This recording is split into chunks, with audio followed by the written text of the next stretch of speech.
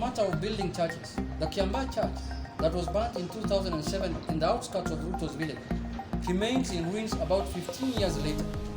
Ruto has not seen the need to rebuild Kiambaa church because he hates the people who used to worship there because of their tribe, even when those people are long dead. Ruto's dark heart allows him to hold grudge even against the dead. Ruto keeps telling Kenyans how he went to school barefoot. The truth is, 99% of Kenyans went to school barefoot. It is not a reason for one to feel entitled to president, and it is not a reason for one to be bitter and violent.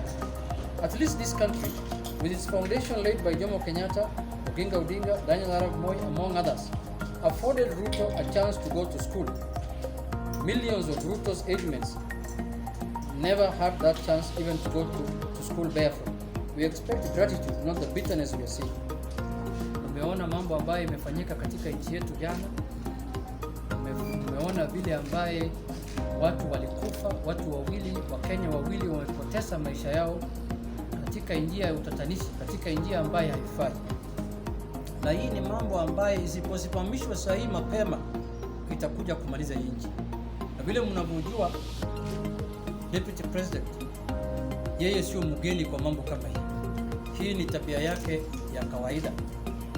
Hii ni mambo ambaye amezoea. Violence is his other name. The whole movement is building, called Hustler movement, is a movement that is being prepared for violence and anarchy in this country. It's an anarchist movement, the Hustler movement you're hearing. It's a movement that has its foundation and baseline based on anarchy and violence. So if this country, and we know that there are people, as per the records the government has given out, there are members of parliament who mobilized people there yesterday. They have mentioned Ndindi Nyoro, they have mentioned Alice Wahome. It's very unfortunate if members of parliament can mobilize youths to kill their own people. It's very unfortunate. It must be condemned. I am asking the Deputy President not to misuse. We know he's planning the same violence in Kisumu now.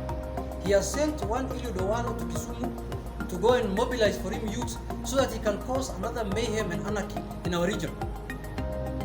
We are not going to keep quiet when the Deputy President of the Republic of Kenya is the one planning anarchy in this country. It should have been somebody else, but not the person who sits in the center of power. The person who sits in the National Security Council is the same guy who is planning violence in this country. It's very unfortunate. If it was somebody else, we could accept. He is sending an emissary to Kisumu, to Siaya, to go and plan anarchy.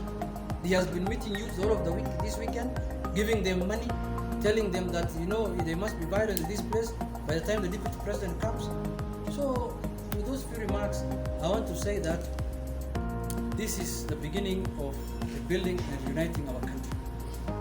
When we were talking about BBI, when we were talking about uniting the country, you saw the kind of, what the Deputy President did. He opposed completely the Building Bridges initiative because he can only thrive on violence. He cannot thrive on building bridges.